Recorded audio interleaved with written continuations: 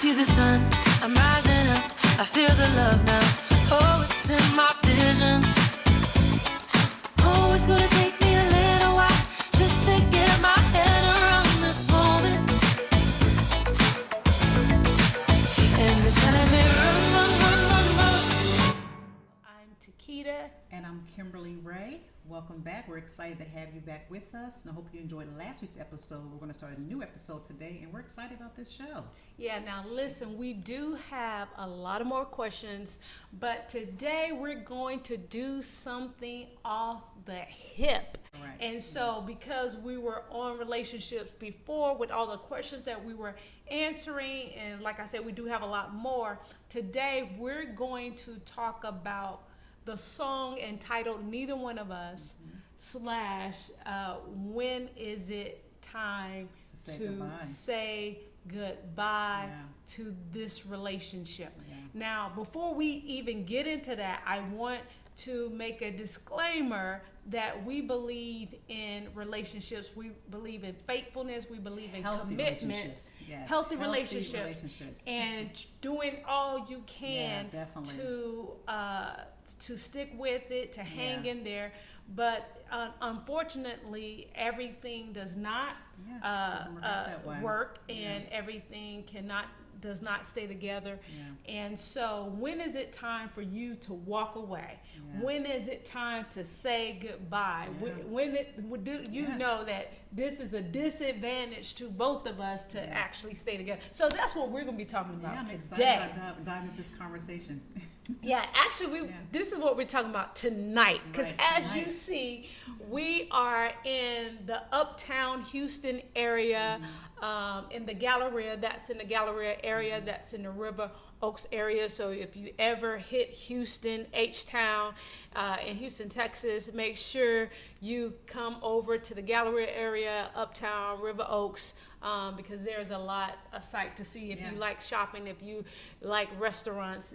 We have plenty of restaurants, plenty sites for you to see. So we decided that we would do our show in the evening time just to give you guys a little bonus, that you see a little bit of the background in this beautiful site here in Uptown Houston. Uptown Houston. Yeah, so we're ready to dive. How do you feel about this subject, man? Because I feel great.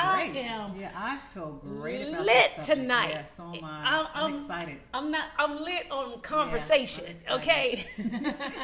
Because I'm so excited. Because I love, as you can see, I love talking about relationships. That's one of the things that I have done over the years. No matter what I speak on, I'm going to always talk about that subject. And also, Kimberly, we like to see people win. We want to see you win, whether you're a couple, whether you're single, whether you're married, whether you're dating. We want you to win. Yes, and indeed.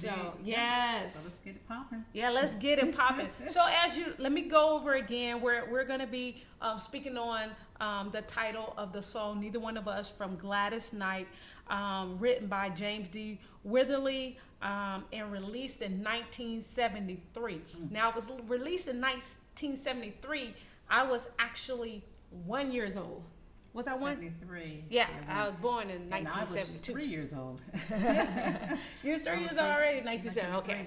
And I was 1. All right. Yeah. But those words have so much, oh my gosh, it's such a profound song, and it's true for a lot of people. So, when you listen to the words, it's one of those things when the rubber meets the road, I consider it to be. So it's definitely a lot of people go through that in life. It's hard to say goodbye, especially when you invest so much time and effort in a relationship.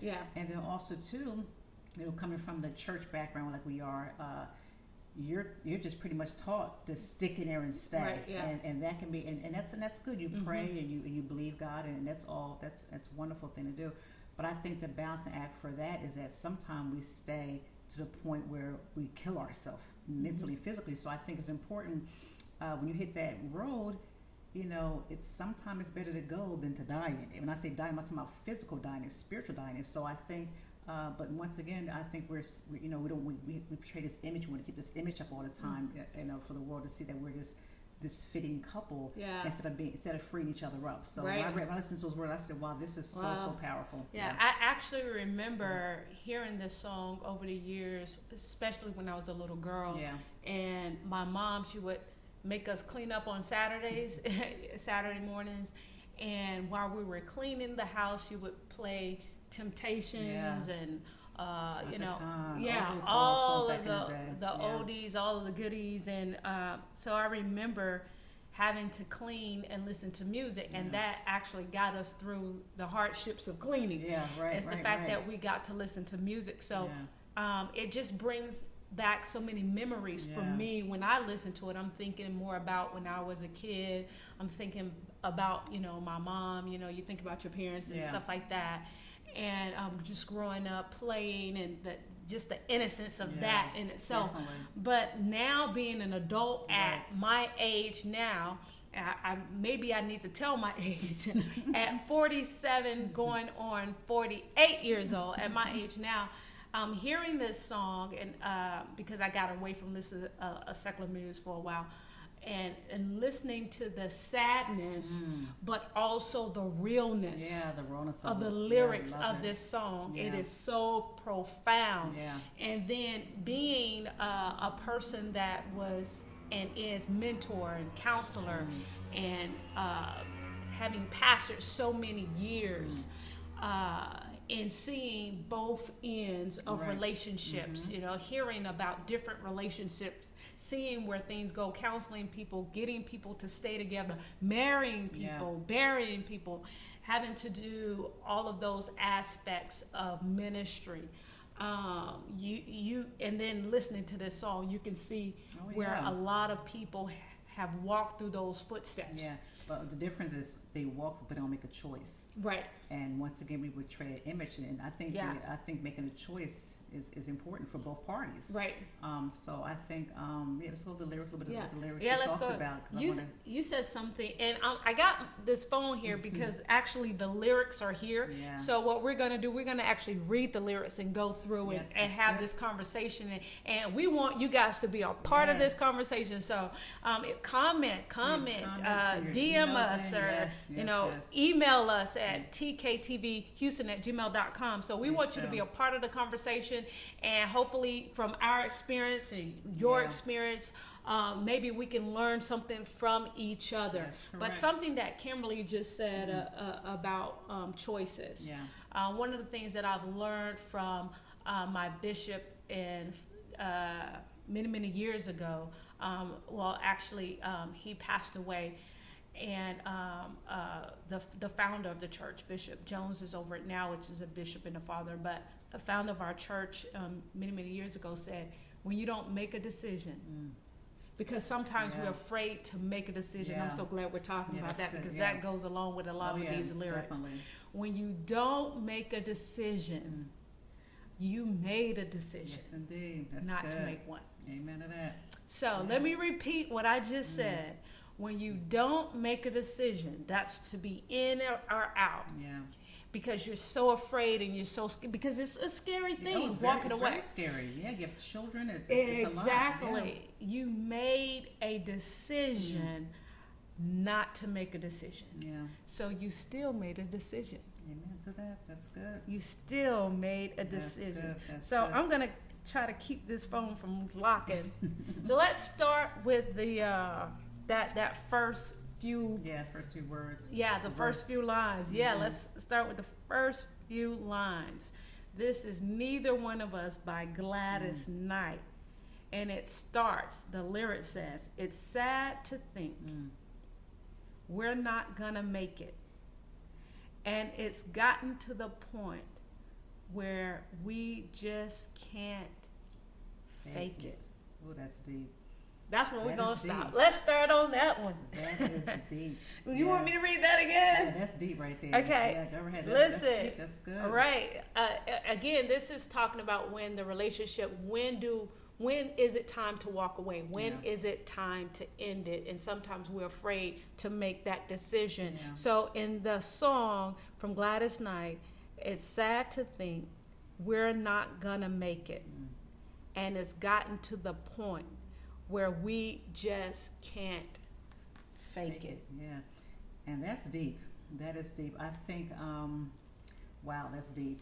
I think when both parties know it's over, when you stop communicating, or you don't even care about agreeing, and you put time in it. Sometimes stuff just happens. Sometimes you just went out, and and it's after putting the work in, and you go through different counseling like that, and you just realize this is not it, and that's okay. I think, once again, we want this image for the world to see that we're this, we're this ideal couple, and you sabotage each other. Instead of letting her go, letting him go, to find who they're supposed to be, or vice versa. I think we sabotage each other. So we get to a point where you look like you don't want to come into the household, or she don't want to come into the household. That's a conversation to have. I mean, do you want to go the rest of your life being miserable and pleasing men outside and not enjoying your life yourself? And I'm talking about putting time in. I'm not talking about the quick, easy bake relationship. I'm talking about you put time in. And sometimes it just happens, things happen. You have children, the children get older, and you when they're younger, you might have certain problems then, and you don't work at the problems when they're younger, and as they get older, it doesn't get any better. So, and then you start realizing, hey, this is not getting any better. Right. So why am I continually sabotaging myself, whether it's a male or female? I think it's a conversation to have. Yeah. The part stuck out with me, along with every single word, right, is where we just can't fake it. Yeah. Ooh. Because when you see the relationship going down a certain trajectory, you already know that you're headed in a situation that is not good. Yeah.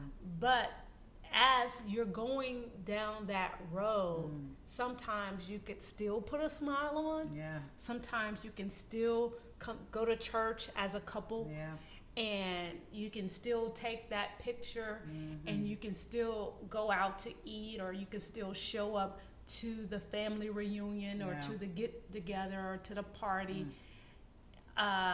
in unity. Yeah. Understanding that you still have problems, or they see you going. But when it gets to the point where you can't even do that. My God, that's rough. And you said something too, you leaving the church, leaving the reunion, we get into the car, the real ones show up. Right. Yeah. So that's when you can't do that. That is, that's a problem. Yeah. When you get to the point where you don't have the energy to fake a smile. That's good. When you don't have the energy to even, I'm not coming with you. I can't even show up with you.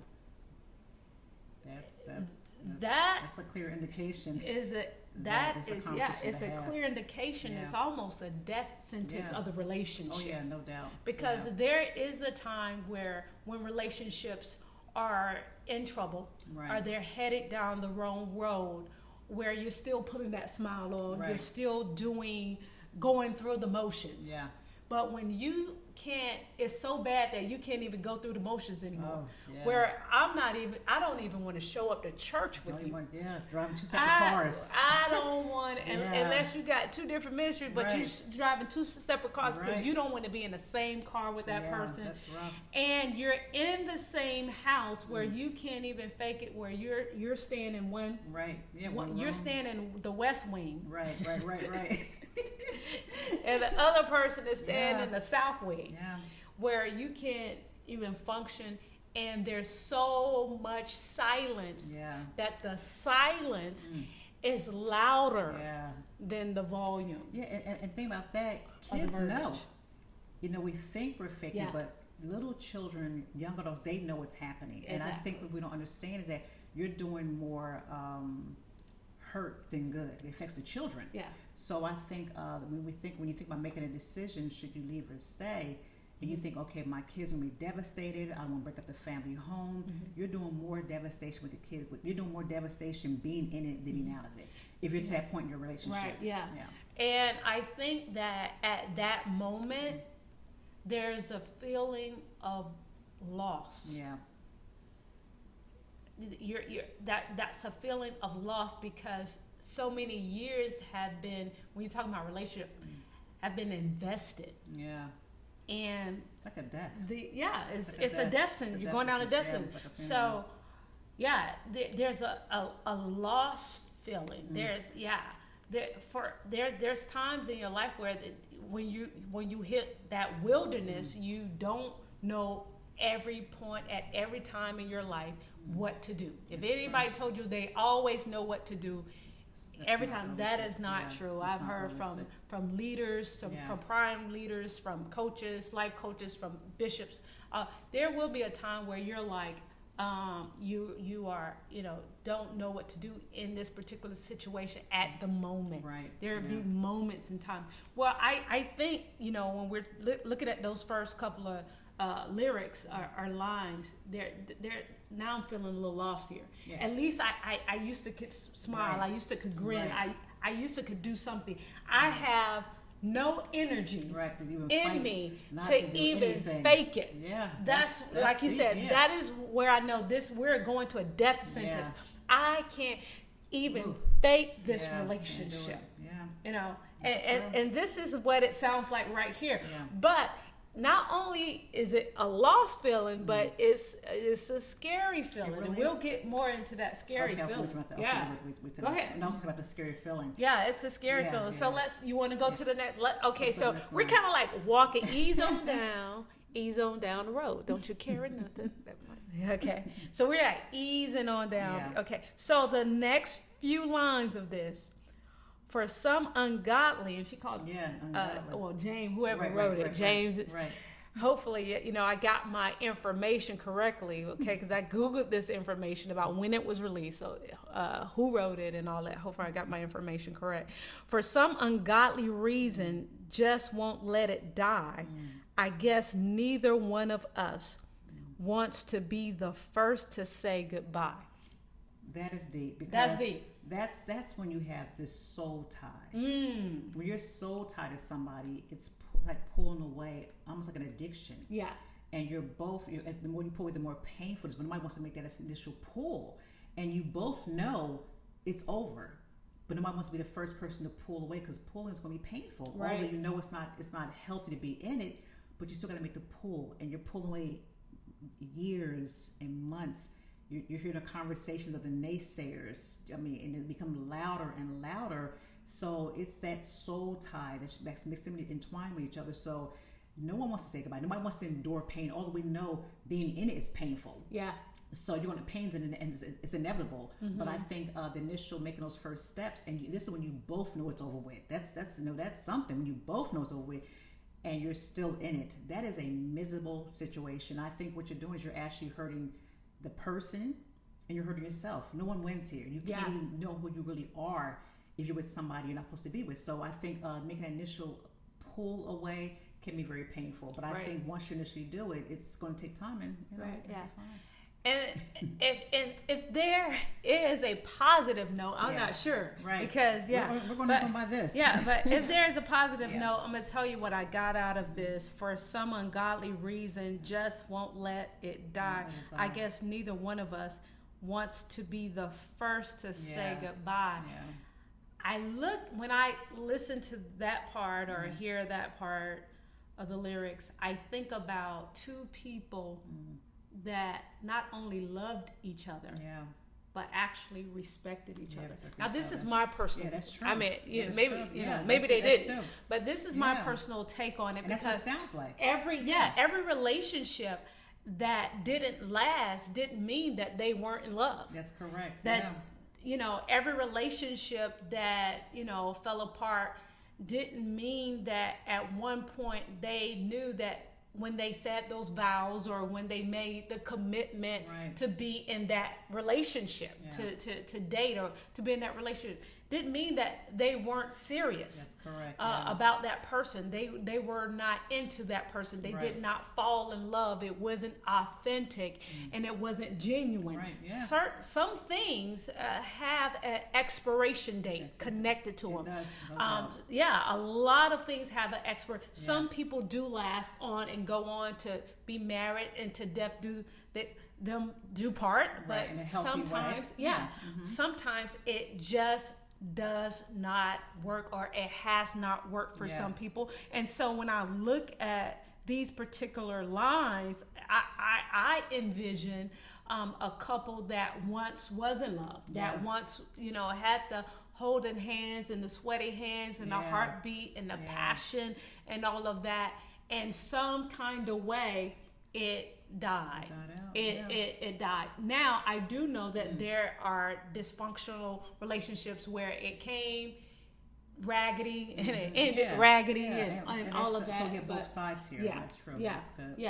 So it came in on a limb, and then sometimes when it's like that, sometimes they stay in it just like that. They do, and that's why I made the comment earlier. Sometimes we just we believe it's going to change, and then by the time you're 90 years old, you can't do anything. It's too late, right? So I think those are conversations you have to have within yourself as well too. And and it was oddly that he would put this type of words that he put in it when he described, we just won't let it die. In other words, it could be dead. And you can be in something that's dead. That's good. And the only thing that's keeping it alive, just like a person that's in the hospital, what do you call them? They're on the life support. They're on life support. Giving CPR. They're vegetable. Some relationships are like a vegetable, and they're on life support. Now, I have seen, and we both believe, and we talked about it earlier, so don't think that we're against, hanging in there. We're against, staying committed, going to counsel, getting those are important. Those I'm very exactly. Go get counseling, get the help you need. Make it do your work. And definitely. But we're talking about relationships that didn't make it. Unhealthy relationships, and some that's really dysfunctional, and some that you may feel bad because it did not happen, and I've known both parties walk away.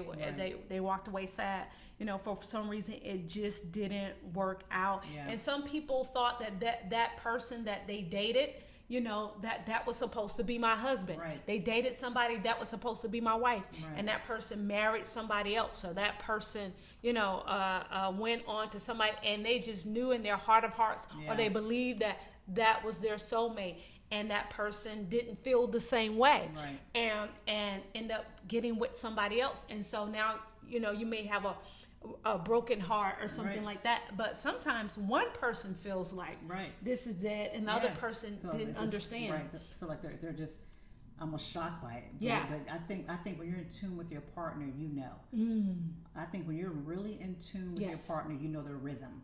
So when they both know, you both are in tune to your rhythm, and that's okay. When one doesn't know, that means they're not in tune to the rhythm. So I think it's important to be in tune to your husband's rhythm, your wife's rhythm, because you know when something shifts. You know when something, sometimes we push it away, but our bodies speak to each other, especially when you have a soul tie, so I think it's important to be in tune to who you're with, because you're going to know. In other words, pay attention. Pay attention. Pay attention. Because most of us are creatures of habit.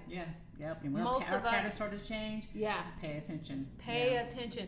And another thing I've seen over the years, I can honestly say, listening to people sitting behind the desk, sometimes, or sitting on the couch in the chairs, having group therapy at my church, or having relationship talk, or just counseling a couple, or talking to one person. A lot of times, I've over the years, I've heard where one person is constantly telling that other person how they feel, and that person is really not listening. It's falling on deaf ears. It's falling on deaf ears, and they just assume because you've been with me for so many years that you're not going to leave. There's been, I've had intense counseling with couples wherein for years this person has been saying this, that, and the other, and nothing changed. And nothing changed. And then right at the last minute, I've had to be in some very, very serious situations wherein it gets a little crazy, because sometimes they just can't fathom that this is not going to last, and and some people have the strength to walk away.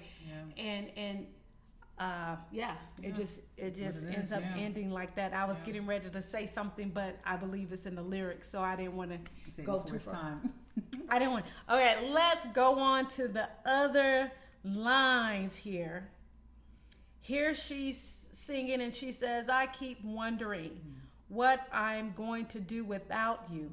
And I guess you must be wondering the same thing too. Now, can I just say something on that? That's why I felt like in this particular song, it's such a sad song in a way. Beautiful song, beautiful, sad song about breaking up, because I think of a couple that was once in love. And like you said, Kimberly, you know my heartbeat. You know what I'm saying? You were saying that person knows that person's heartbeat. That person knows that person's rhythm, right? You know that person's rhythm. You know that person's heartbeat. When you're attentive, you do. Right.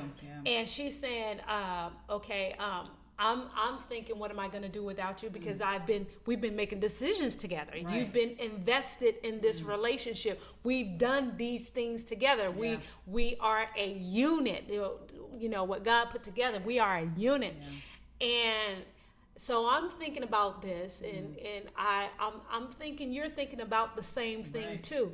Because when you're in a relationship that is a selfish relationship, you know that person ain't thinking about you. Right. Yeah. That's true. She is not thinking about you. Right. He is not thinking about you. They're thinking about themselves. And so you might be pondering how to get out of the relationship, but they don't have a clue. Or you want to stay in the relationship and they're not even thinking about you. They want out, okay? And so you're doing all you can to make that thing stay together. Oh, let's just put a plug in this, because I get so excited. Y'all can see how I'm sitting up like this. I got last week I didn't even have my headphones. I got my headphones on. I am ready. But I do know a couple of other relationships, and can I say this while we're on this subject? Do. You can't make a person stay with you that don't want to stay. You got that right. You can't do it. Oh, how many times have I seen that? You can't do it. My God. How many? Sadly to say, I at this point, I was in before we came here and started my church years ago. But before that, coming out of mega church, how many people, I heard the Lord, or I thought this was my soulmate, or I knew I had a dream. I thought this person was for me. We connected, we fit, or we've been together so many years. How can you give up so many years we've been together? You cannot make a person stay with you that does not want to stay. Amen to that. That's true. And the longer you hold on to that mentality, the painful, the psychological and mental pain that you allow yourself to go through. And it's already difficult, and it's already hard, and it's already gonna take time. But you can keep yourself also from who God really has for you too. So that is so true. But the mental and psychological pain that you allow yourself to go through, because sometimes I believe people tell themselves, it's a chance. I can do this to make that person stay, and I'm going to do this to make that person stay. And they are gone before they left. Can I say that? That's true. When they make a decision like that, I've seen it so many times over the years. Before they left or decided to leave, I'm not even dealing with faults here, but before that grown adult person decided to walk away, they made that decision before they walked away.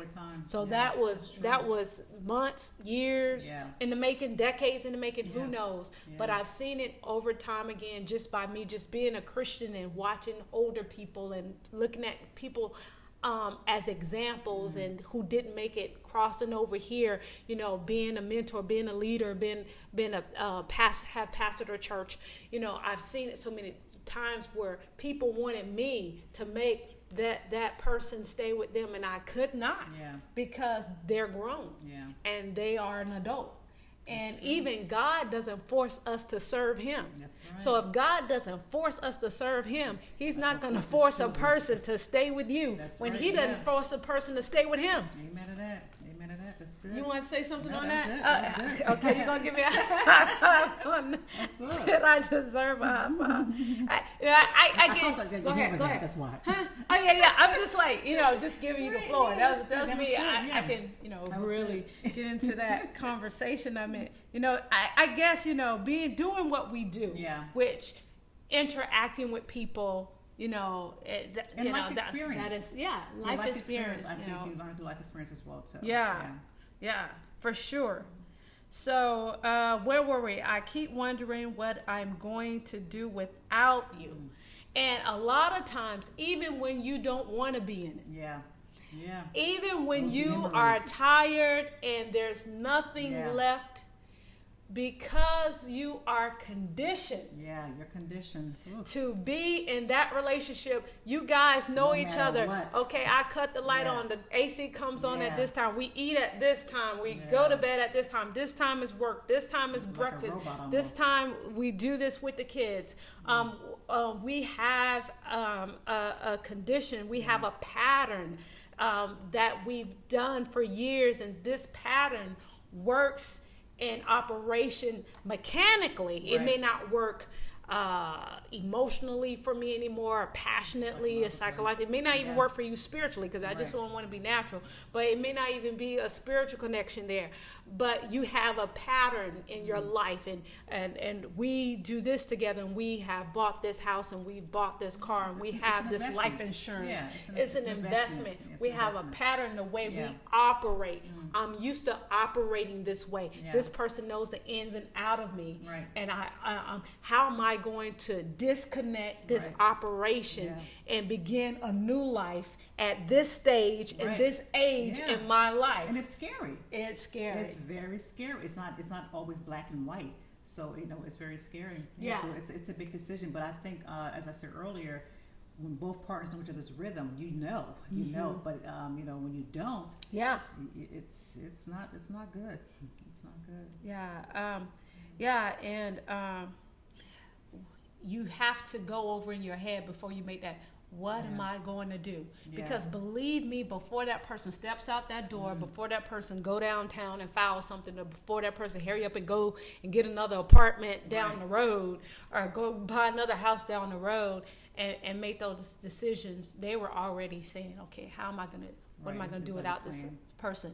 Because whether it's a soul tie, you feel that connection. Once you don't feel that connection anymore, you still have the operation going, the household operation going. So that's a very scary thing. It is, So let's go to the next few lines here. So it says, so we go on. Let me, I'm gonna have to read the other lines, and then we'll come back to that, okay, guys? It says, I keep wondering, what am I going to do without you? And I guess you must be wondering the same thing too. So if you think about the lines prior, it says, we see that it's about to die, or we see that it's dying, but how am I gonna manage? How am I gonna live? What am I gonna do? Without you. I'm so used to. We're the Johnsons. We're the Johnsons. Who's gonna believe this? This is a failure. All those things we think, and it's the total opposite. This is how we do things over the years, and this person know how I like my eggs. Right. Yeah, definitely. Yeah, that's good. Right. That's good. Exactly. So we go on. Go on together, living a lie, because neither one of us wants to be the first to say goodbye. I don't want to be the first to bring about a sour note, or I don't want to hurt you. Yeah, you don't want to hurt. Yeah, that's why a lot of people do stay, because they don't want to hurt you. Nobody wants to be the bearer of bad news. But you come to the cross in your life, and you're thinking, okay, either you're going to sabotage your whole entire life, or you're going to make this choice. And I think when you really think about the whole totality, it was going in a healthy way. you want that person to live a better life. Yeah. Not about yourself. You want Yeah. that person to take flight in their own life. So Yeah. I think when we don't say anything, I think it's dangerous. I think you're not only sabotage your own life, but you're sabotaging the other person's life. Yeah. And even sometimes if that person doesn't want it, and you've done everything you could, I'm talking on both sides. Yeah. Some people just come to a middle ground where they're happily and they just run a certain course. There's some people in unhealthy relationships where it's been unhealthy from day one. And you've tried and you've prayed, you laid hands, you believe God. I got to go there for my church folks. The whole thing. And it's still not working. You put time and years in. And I think the image we want to portray to the world, as you said, we have this happy family. Right. But in the day, you are miserable. You're depressed. You're frustrated. And I don't think it's fair for anyone to live that way. And that's not. I don't think that's God's will. I know it's not God's will. I mean, no marriage is perfect. Right. But I think to a point where you are just downright miserable on a daily basis, it's time to do an inventory. Yeah. I think that it becomes a business deal. It depends on the business deal. Yeah, you pay the water bill, I pay the lights. Yeah. You pay the phone, I pay the car. Yeah. We both split the house note or the rent. It becomes a business and that's not deal. fair to either one. And it's at that point, it's not about happiness. It's not about making you happy. Yeah. It's not about making me happy. It's about getting the kids through college. Right.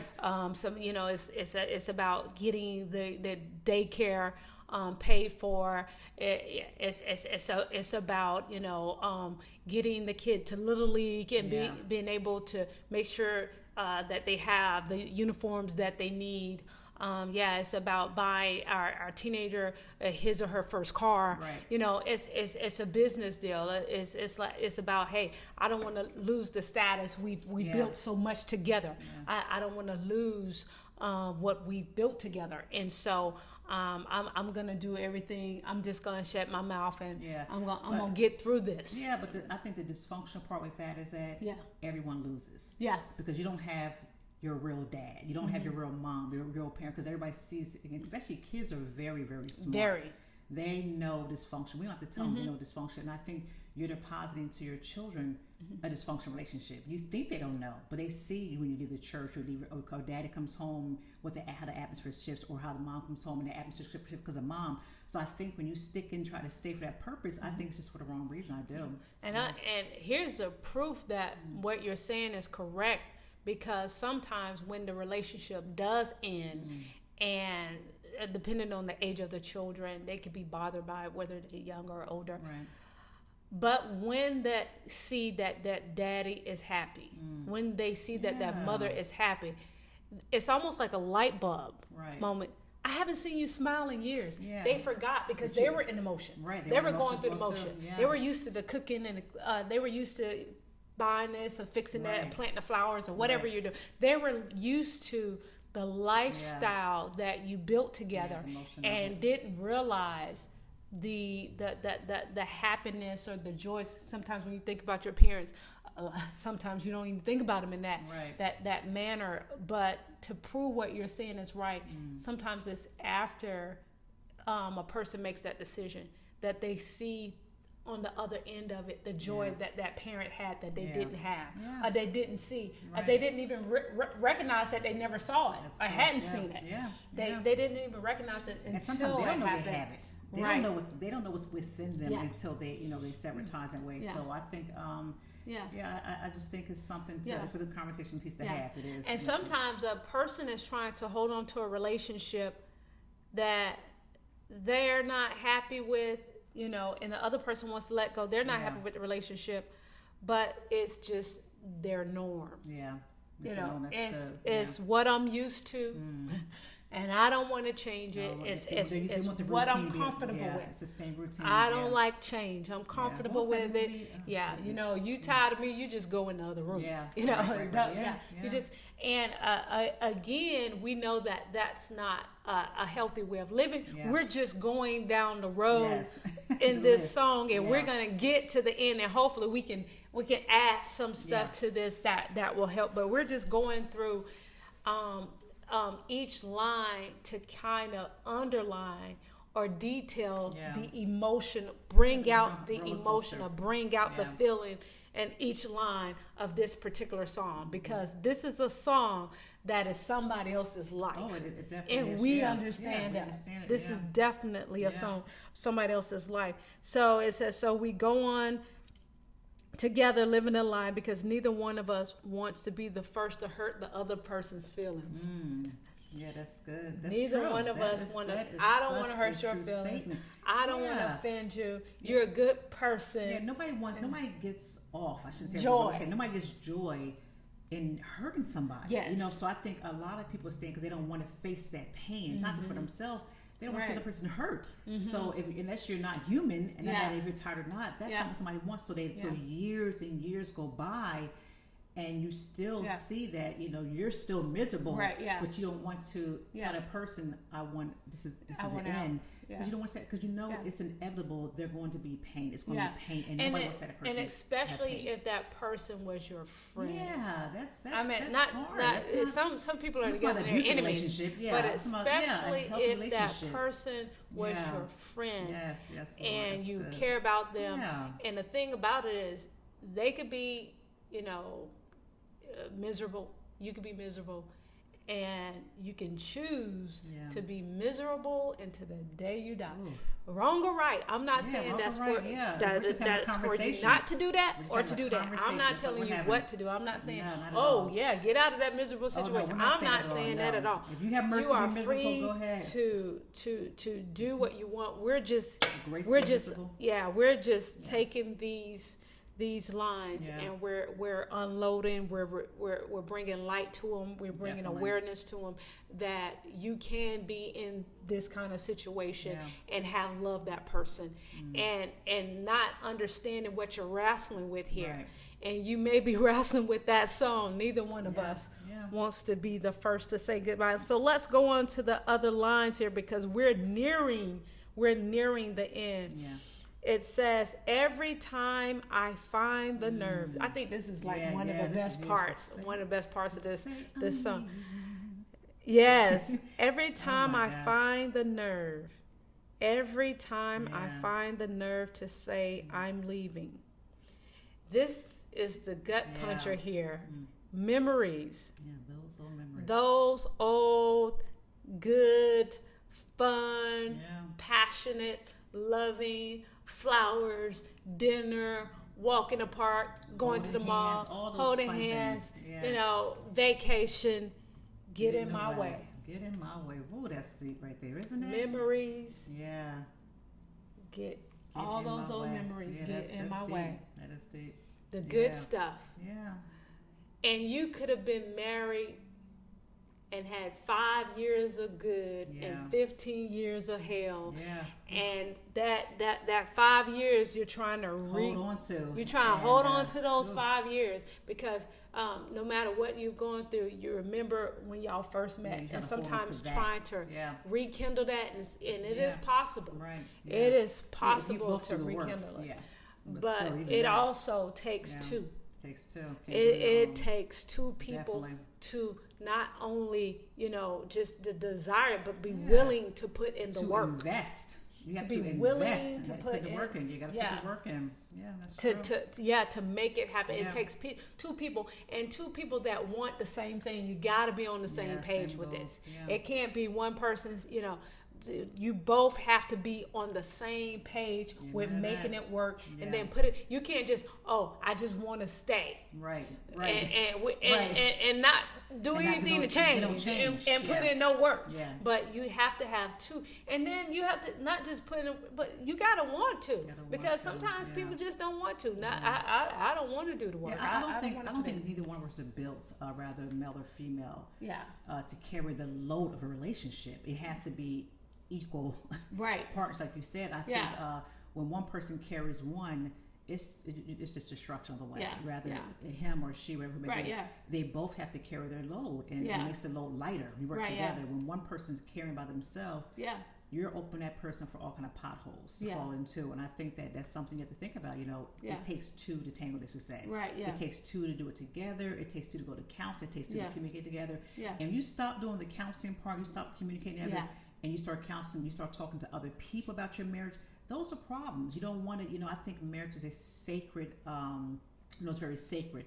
So when you start sharing your life with somebody else and sharing your relationship with somebody else, that's dangerous. So these are signs you want to kind of, not signs, but signs, whatever, you want to consider that, okay, if I'm starting to do this, then I need to really make some changes in my life. Right. Yeah.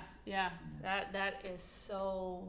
Yeah, that's so true. Yeah. I mean, that's so true. So let's read this again. Every time I find the nerve, to say I'm leaving, memories, those old memories get in my way. And that's called being human. Yeah, that's being human. That is called being human, because there's no way when you make a decision as great as not only just getting in a relationship, being in a committed relationship, or getting married, such a serious decision to make, but getting out of one is such a serious decision to make. And the human part of you has to sit down with yourself. Has to sit down with yourself and think about wins and losses. And when I say that, I'm not talking about material things. Right.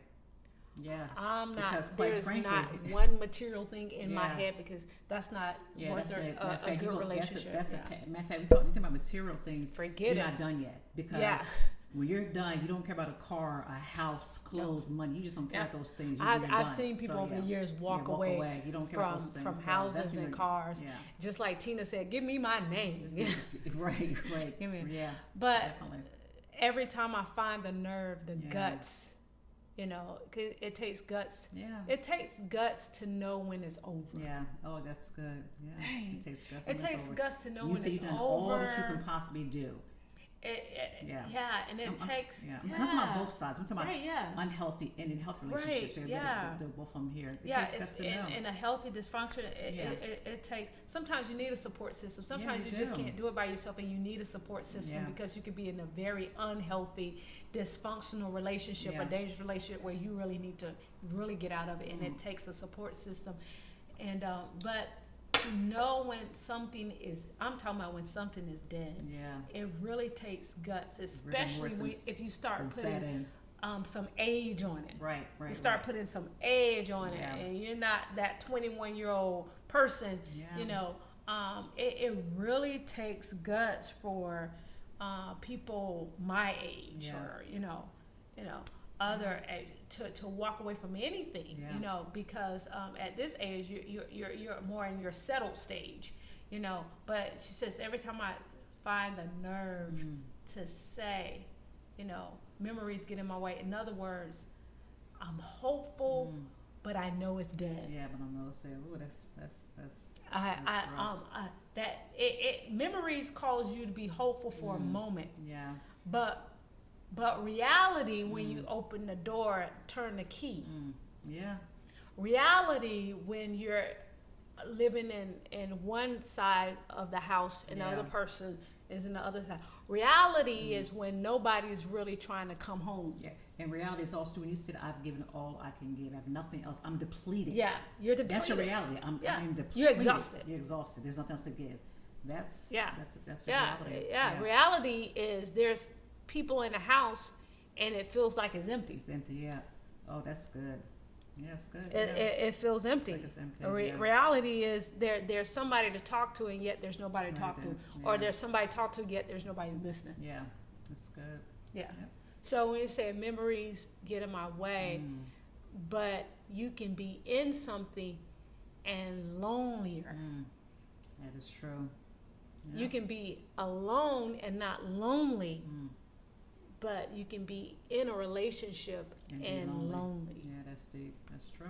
Yeah, that's good. That's something to think about when you say neither one of us wants to be the first Sitting to in say. bed, on the edge of the bed, each person on one side of the bed, barely about falling over. Yeah. That's where the silence is louder than the TV, is louder than the radio. Yeah.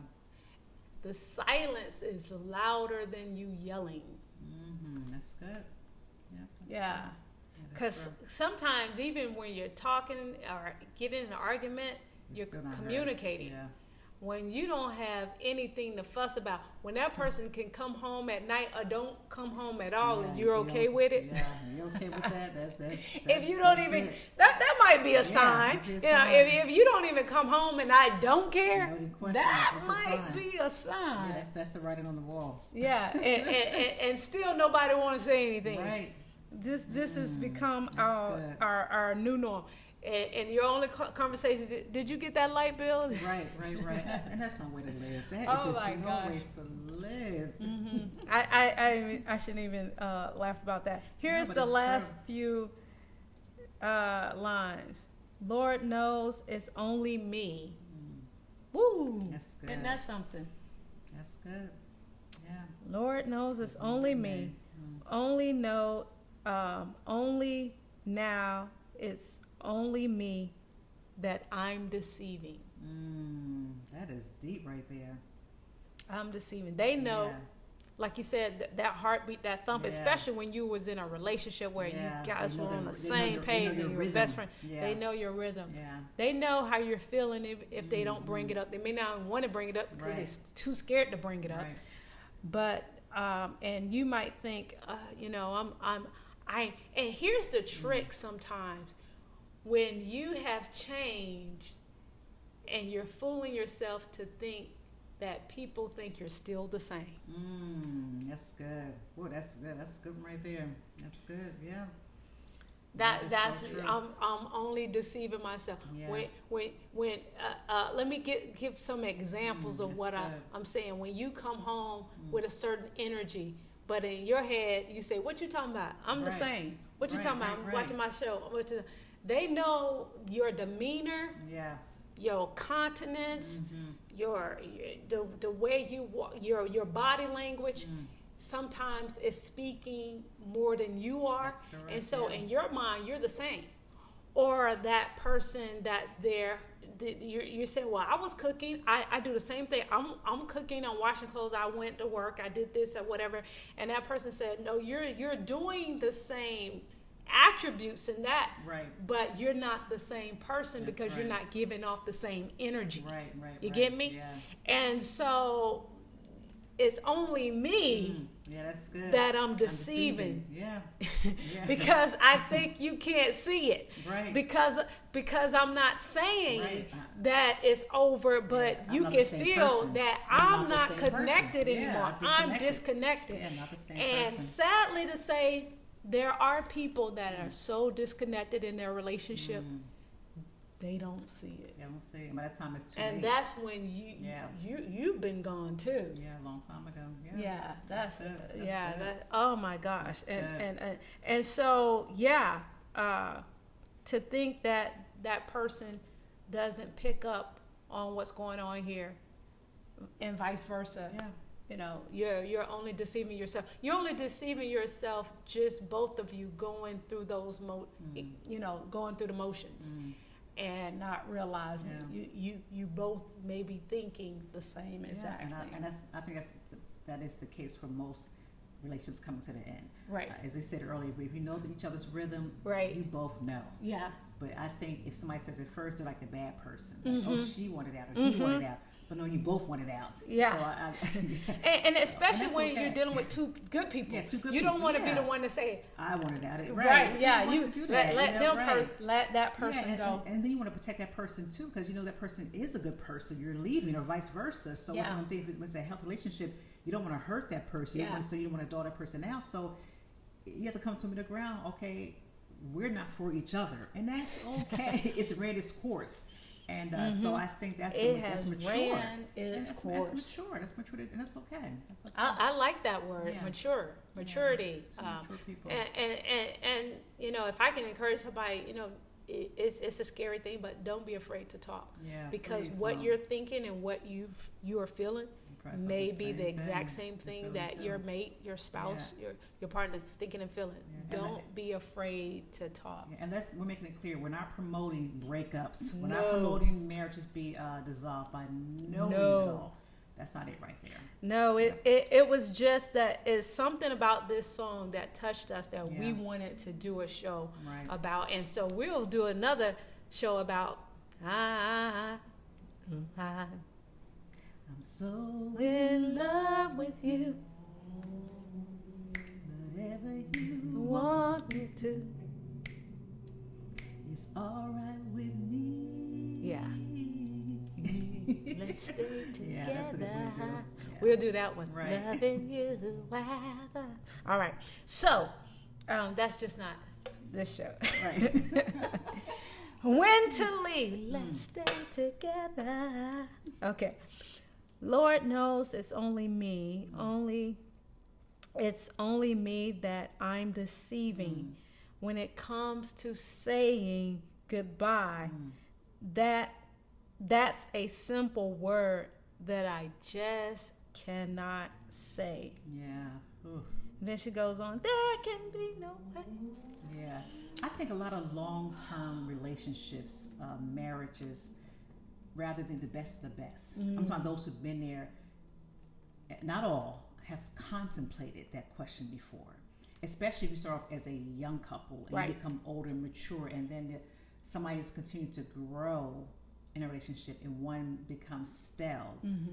I think some, I could be wrong, but I know for me personally, that I think when one's growing and one is stale, it's only human to say, am I outgrowing this person? Yeah. So I think it's important in any health relationship, you both have to constantly grow. I'm not saying you got to grow together, but just grow and grow, because nobody should be the same they were years back. You should grow spiritually, physically, spiritually, you should be growing. So that's and I think they do need to grow together. They may not grow at the same speed. I mean, that's the same speed. Excuse me, the same speed. But sometimes it's not, because sometimes you're investing in yourself. Like I'm the person, I want to invest in Kimberly, so I be the best Kimberly for myself and then for my significant other. Right. So sometimes it's not at the same time you want that person. I mean, it's not. I mean, I'm not thinking we're gonna have a grow together class. I think sometimes I want to invest in the best Kimberly I can possibly for myself. Right. Yeah. And then that those fruits of that, you're going to get some. You're going to get those fruits of that. The fruits of who I am, who I'm becoming.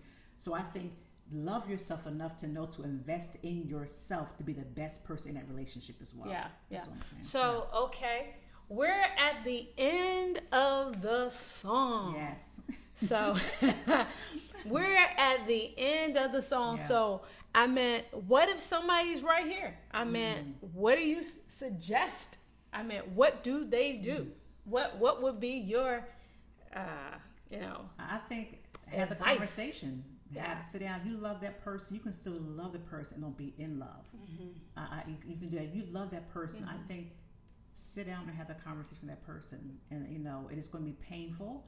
But I think, because you care for that person in front of you, I think it's right to tell the person where you're coming from. I'm not happy. I don't think this is going to work any longer. I think it's run its course. And, it might not be well received, but they might be thinking the same thing as well, too. So I think have the conversation with the person. Yeah. I think, do your due diligence. And what I mean by that, give them the honor that they deserve. Meaning, don't send a text message. Oh my gosh, please don't have a person served, and unless you're in some dysfunctional crazy situation, unhealthy on either person, where you can't even be in a room with them without a pot or pan being thrown, something like that. We're not talking about that. Definitely. And I'm talking about the honor and respect and relationship that is just not it's not going to make it. When I say do your due diligence, is like bring honor to whatever you do, meaning also if you do not feel that you are capable of just having the guts to bring that conversation up, you might need a third party. That's good. Get a third party. That third party could be a counselor, it could be a pastor, it could be a coach, it could be somebody that he or she trusts, it could be a friend that you both trust together, but get some support system, somebody that is not biased towards you or towards your spouse or your mate, somebody that is neutral. If you can find somebody that's neutral, that can sit down with the both of you, just in case you both loving good two good people, it still go all the way wrong. Right. So having that's true. having a third party there as a support system that is unbiased, that will be my advice to you to do that. And if you need to, before you even get there, if you need to, I'm pretty sure you have, cry your cry. Cry your cry. Don't judge yourself. Don't be too hard on yourself. Don't be too hard on that person. Don't be too hard on yourself. Don't beat yourself up because you didn't make it. Don't beat yourself up because this is your 5th, 6th relationship that you felt like failed and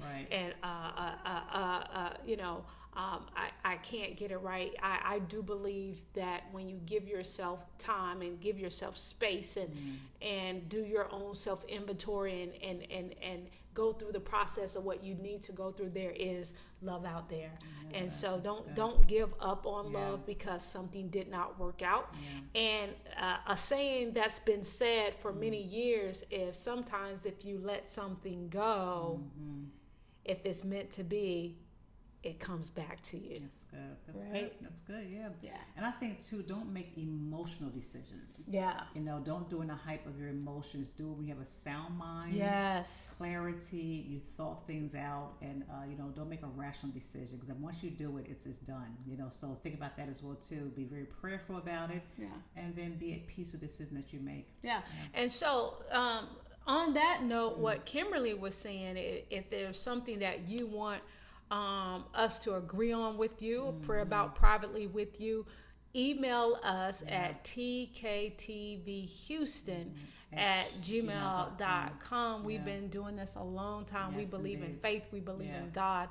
And so let us pray along with you throughout your process, and let us believe along with you. Let us partner with you, because we are friends here of yours here at the TK podcast show. And I'm glad that you enjoyed the show with us. Like I said, it was off the cuff. Neither one of us wants to be the first to say goodbye. Neither one of us. So I'm going to be the first one to say goodbye to you. And we want you to have a great week. And then Kimberly, don't forget to subscribe to our channel. Ring that bell below. Leave your comments. And have a fabulous week. And we will see you next Wednesday. All right. We love you guys. All right. Take care. Peace. Bye-bye. Bye-bye. In the